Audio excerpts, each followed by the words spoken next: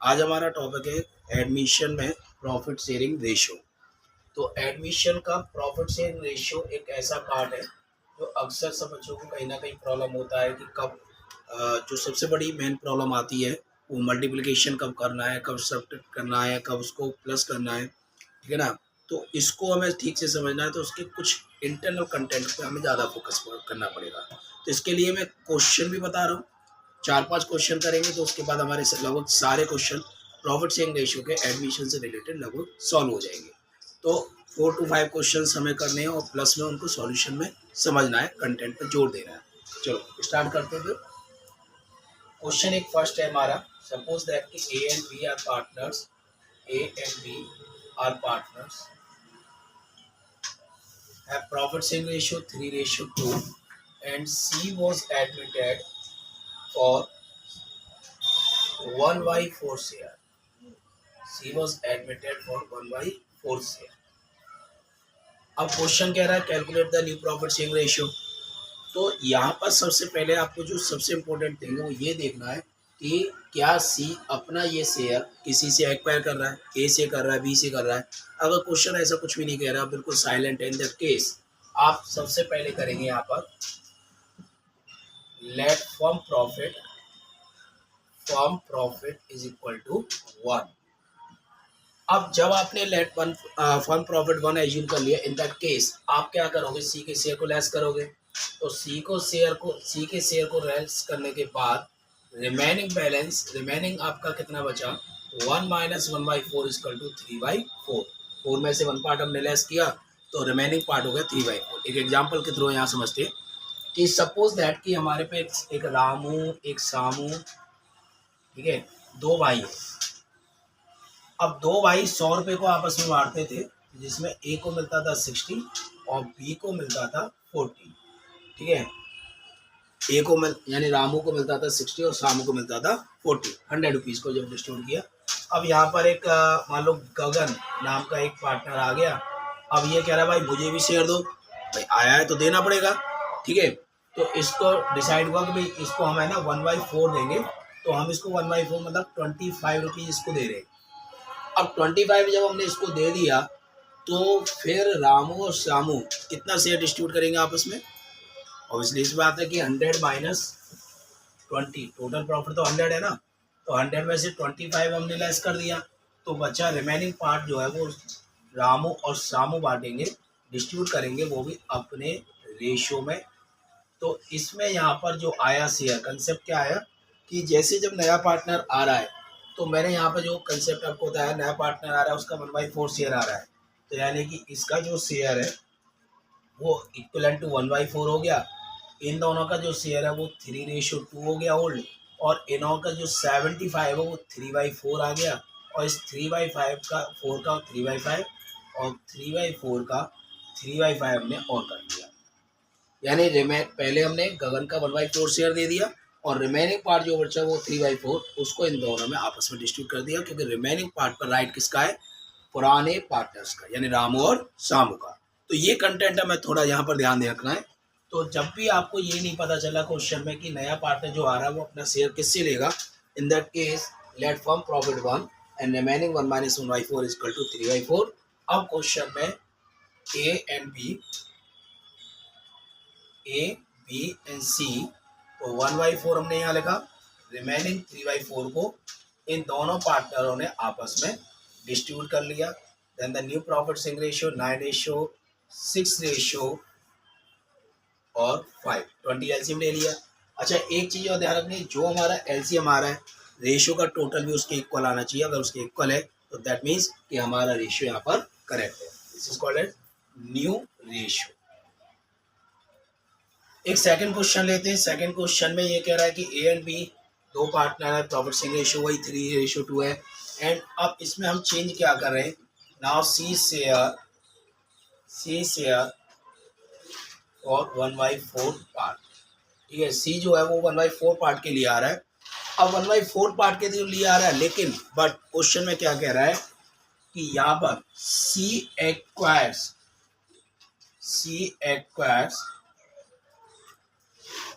his share equally from A and B. अब देखो question में एक ट्विस्ट आया। पहले क्वेश्चन में देखें तो हमें यहाँ पर ये नहीं पता था कि अपना शेयर वो किससे ले रहा है, लेकिन अब यार तो बिल्कुल पता चल रहा है कि वो अपना शेयर इक्वली ले रहा है, वो भी किससे, ए और बी से। यानी अगर 25 के लिए आया तो 12.5 ए से एंड 12.5 बी से। तो फिर ए और बी का, ए बी और सी क्या न्यू रेशियो होगा, सी तो वही 1/4 लेगा टोटल।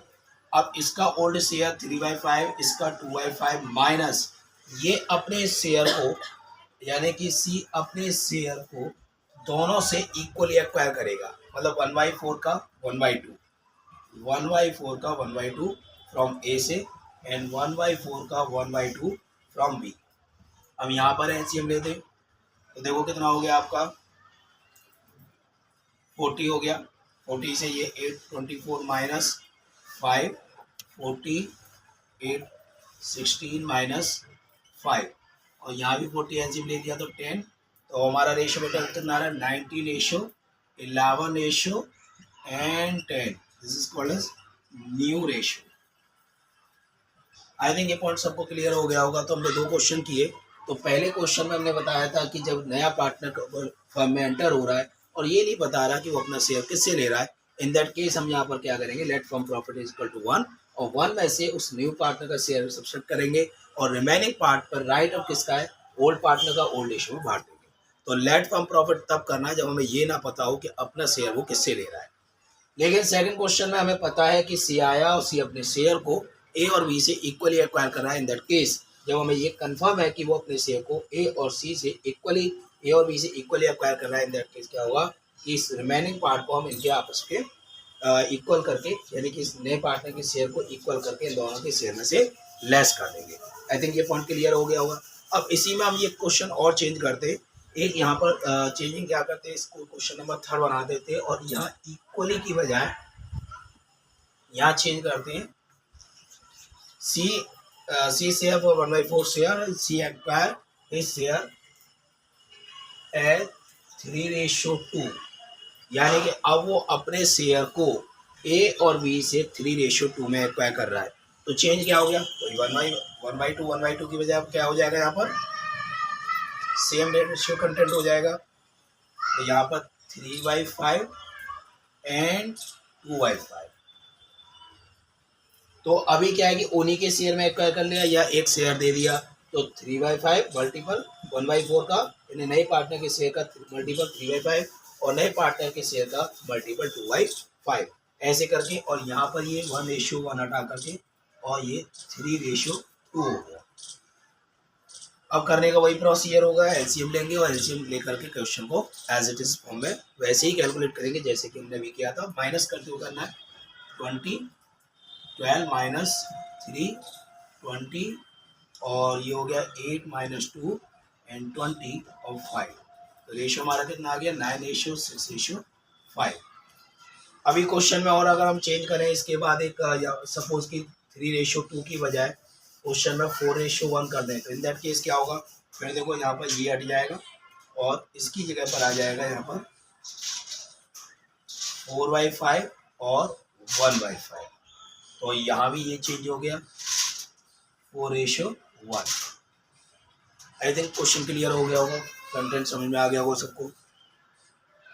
अब नेक्स्ट स्टेप आता है, पहला स्टेप हमारा था कि न्यू पार्टनर का शेयर नहीं दे रखा, सॉरी नई पार्टनर का ये नहीं पता कि हमें वो अपना शेयर किससे ले रहा है। लेकिन सेकंड क्वेश्चन में हमें ये पता था कि वो ए, जो नया पार्टनर एंटर हो रहा था, वो अपना शेयर ए और बी से कौन से रेशियो में एक्वायर कर रहा था। लेकिन कभी कभी रेशियो में ही नहीं देता है, कभी उसके अलावा और तरीके से भी दे देता है। तो वो अब नेक्स्ट स्टेप देखेंगे। तो नेक्स्ट स्टेप है, नेक्स्ट क्वेश्चन है 4, if C and A and B are partner in the firm for 3:2 and C entered and he will get 1/5 from A and 1/10 from B। अब देखो यहाँ जो क्वेश्चन में content बना ना, ये जो बी वर्ड फ्रॉम आ रहा है, फ्रॉम पे थोड़ा फोकस करना है। तो केवल अगर आपको फ्रॉम वर्ड दे रखा है दैट मीन्स कि आपको डायरेक्टली सब्सट्रैक्ट करना है। आपको ये बता रखा है कैलकुलेट करके कि वो ए से कितना एक्वायर कर रहा है और बी से वो कितना एक्वायर कर रहा है। तो यहाँ जब आपको ये क्लियर दे रखा हो कि वो ए से कितना एक्वायर कर रहा है, बी से कितना एक्वायर कर रहा है, ओल्ड पार्टनर से कितना एक्वायर कर रहा है, तो दैट मीन्स अब आपको कैलकुलेट नहीं करना, बस डायरेक्ट उस अमाउंट को उनके ओल्ड शेयर में से सब्ट्रैक्ट करना है। जैसे कि मैं यहाँ पर कर रहा हूँ, तो देखो यहाँ पर A B and C 3/5 2/5 and 1/, यहाँ पे इसका शेयर हमें निकालना पड़ेगा, सी का शेयर भी नहीं दे रखा क्वेश्चन में। तो ये इससे एक्वायर कर रहा है 1/5, इससे एक्वायर कर रहा है 1/10, तो इसको कितना मिला 1/5 from A and 1/10 from B. तो यहाँ हमारा ये कंफर्म हो गया कि भाई ए से कितना मिल रहा है और बी से कितना हमें मिल रहा है। ठीक है, अभी इसको एलसीएम लिया तो 2/5 और 3/10 और ये 3/10 हो गया। ठीक है, अभी देखें तो रेशियो कितना हो गया हमारे पास 4:3:3। मैंने 10 एलसीएम लिया और अगर इनका टोटल देखेंगे तो ये इक्वल टू एलसीएम वैल्यू क्या होगा, ये न्यू रेशियो होगा। अभी इस क्वेश्चन में थोड़ा सा हम चेंज करते हैं, फ्रॉम के बजाय कुछ और वर्ड आ जाए, जैसे ऑफ वर्ड आ जाए, तो फिर हमें क्या होगा, हम ऐसे डायरेक्ट लेस नहीं करेंगे, पहले हमें कैलकुलेट करना पड़ेगा कि वो उससे कितना एक्वायर करेगा, तब उसको सब्ट्रैक्ट किया जाएगा। जैसा कि मैं नेक्स्ट क्वेश्चन में इस पॉइंट को बता रहा हूँ। A and B are partner in a firm for 3:2. C enter into the firm and B will get, तो यहाँ पर आ गया C will get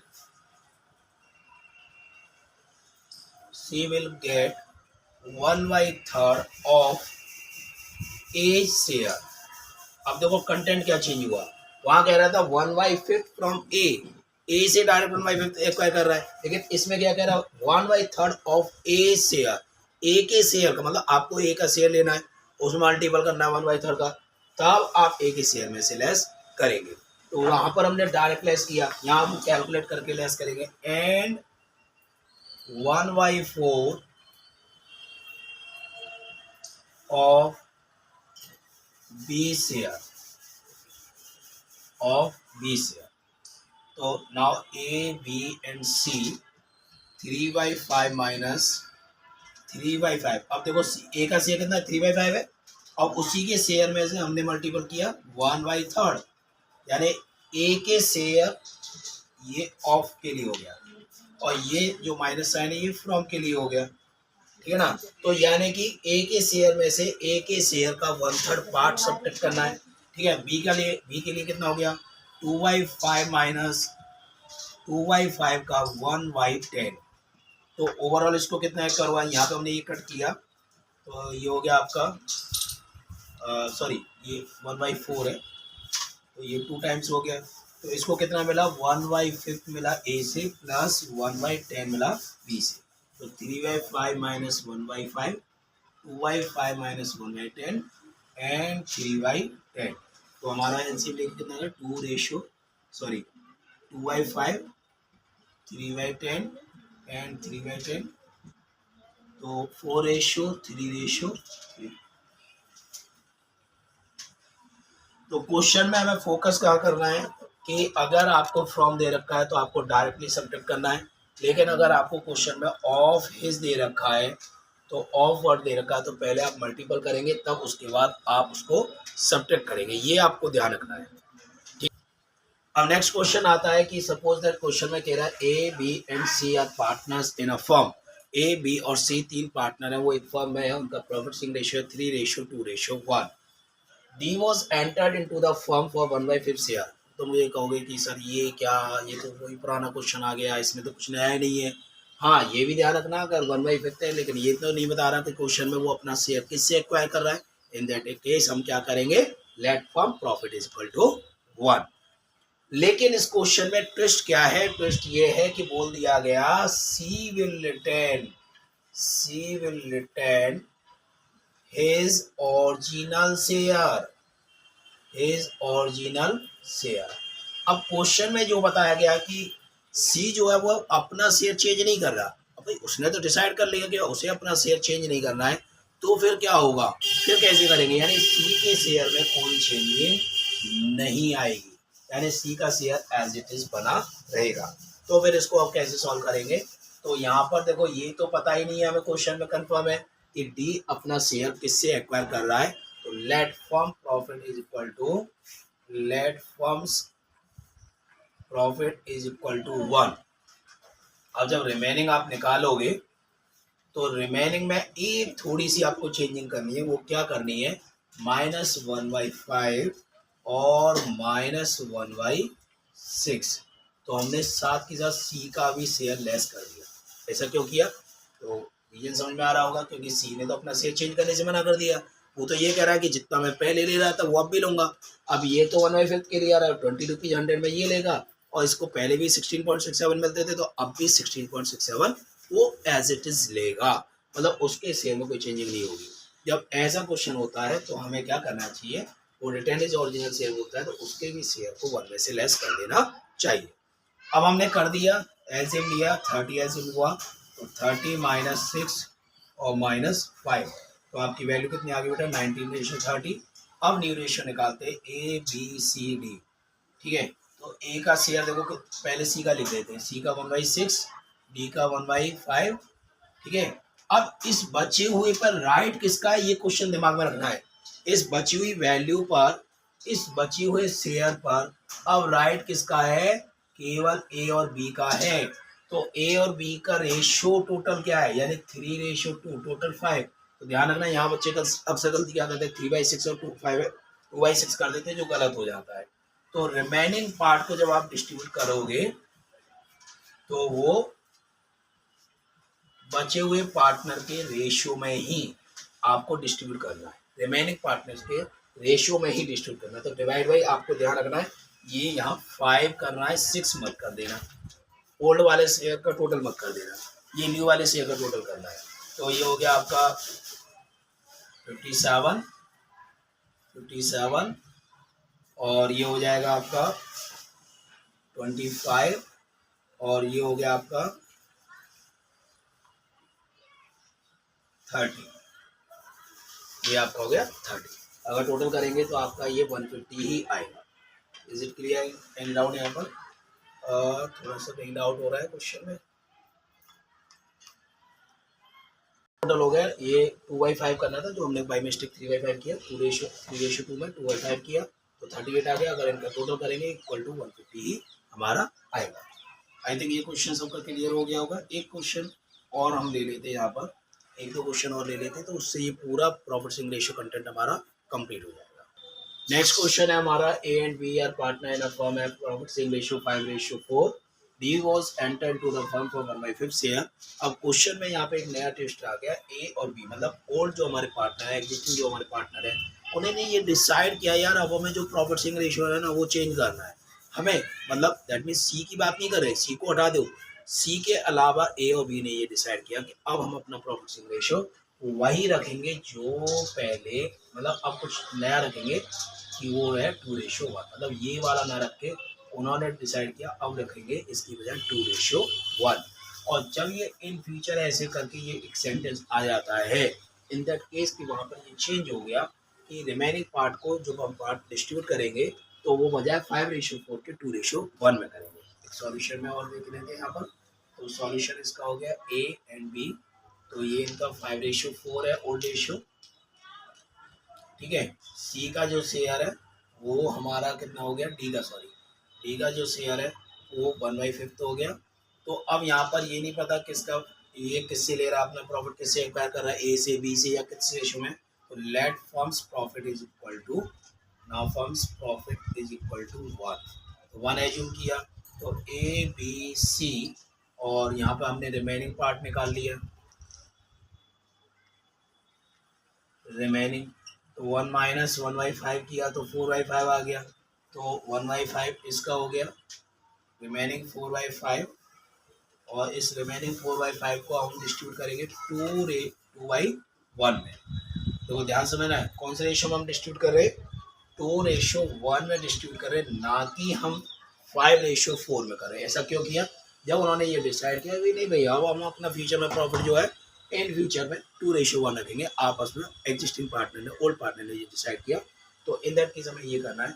अब रेशियो बनाते हैं तो इसका हमारा रेशियो क्या होगा, 8:4:3। ये हमारा न्यू रेशियो आ गया। आई थिंक क्लियर हो गया होगा ये कंटेंट हमारा। यहाँ पर ये हमारा लास्ट क्वेश्चन है और बहुत सिंपल क्वेश्चन है, बस थोड़ा सा ध्यान समझना है और छोटी सी ट्रिक वाला क्वेश्चन है बस। A and B are partner in a firm at profit sharing ratio 5:3. C was entered to the firm and decided that उन्होंने क्या डिसाइड किया कि B and C will adjusted their share same as A and B। मतलब B और C का जो share है वो सेम होगा, इसके इक्वल होगा ए और बी के। तो सीधी सी बात है कि भाई ए और बी का जो शेयर है वो 5:3 है। अब यहाँ बी और सी के बीच में शेयर क्या होगा, सेम होगा। ये तो डिसाइड किया गया कि ए और बी के बीच में जो रेशियो है, ए और बी जो अपना शेयर मेंटेन करते हैं वो 5:3 है, तो सेम बी और सी भी वही मेंटेन करेंगे। अब ऐसे केसेस में अगर हम एक चीज बड़ी कॉमन है यहाँ पर जो हम ऑब्जर्व कर सकते हैं कि बी दोनों रेशियो में कॉमन है। अगर कैसे भी हम बी को शेयर को इक्वल कर दें, ध्यान देना, कैसे भी हम बी के शेयर को इक्वल कर दें तो हमारा रेशियो आ जाएगा कम्बाइनेशन। तो उसके लिए हम यहाँ पर देख रहे हैं कि यहाँ पर इसमें 3 दे रखा है और इसमें क्या दे रखा है 5। तो इस पूरे रेशियो में हम यहाँ पर मल्टीपल कर देते हैं 5 का और इस पूरे रेशियो में यहाँ मल्टीपल कर देते हैं 3 का। तो मैंने यहाँ 5 का मल्टीपल किया तो 25:15 और यहाँ किया तो 15:9। तो अब हमें पता यहाँ पे दिख रहा होगा, अब अगर ठीक से ऑब्जर्व करेंगे तो बी के बीच का जो रेशियो है वो हमारा एक कॉमन हो गया, एक इक्वल हो गया। तो ए बी और सी का अब न्यू रेशियो फिर क्या होगा कि 25:15:9, ये न्यू रेशियो। ये अप्रोक्स 8 क्वेश्चन मैंने आपको कराए। अगर इन 8 क्वेश्चंस को अगर हम प्रॉपरली देख लेंगे तो ये मैं समझता हूँ कि प्रॉफिट शेयरिंग रेशियो में कोई प्रॉब्लम नहीं आएगी। एक छोटा सा कंटेंट और लास्ट देख लेना कि वो है सैक्रिफाइसिंग रेशियो। सैक्रिफाइसिंग रेशियो का सीधा एक कंटेंट है कि old ratio minus new ratio, old minus new. जैसे इस क्वेश्चन में अगर हमें सैक्रिफाइसिंग निकालना है तो निश्चित सी बात है एग्जिस्टिंग पार्टनर ही सैक्रिफाइस करेंगे तो न्यू का तो कोई कंटेंट बनता ही नहीं है, ठीक है। तो हम यहाँ पर इसको अगर कैलकुलेट करें तो ए और बी, ए का ओल्ड है हमारा कितना 5/3, 5/8, 3/8 और इसका हो गया 25/49 और इसका हो गया 15/49। तो बस इस तरीके से इसको कैलकुलेट कर लेंगे और ये हमारा सैक्रिफाइसिंग रेशियो आ जाएगा। आई थिंक क्लियर हो गया होगा रेशियो।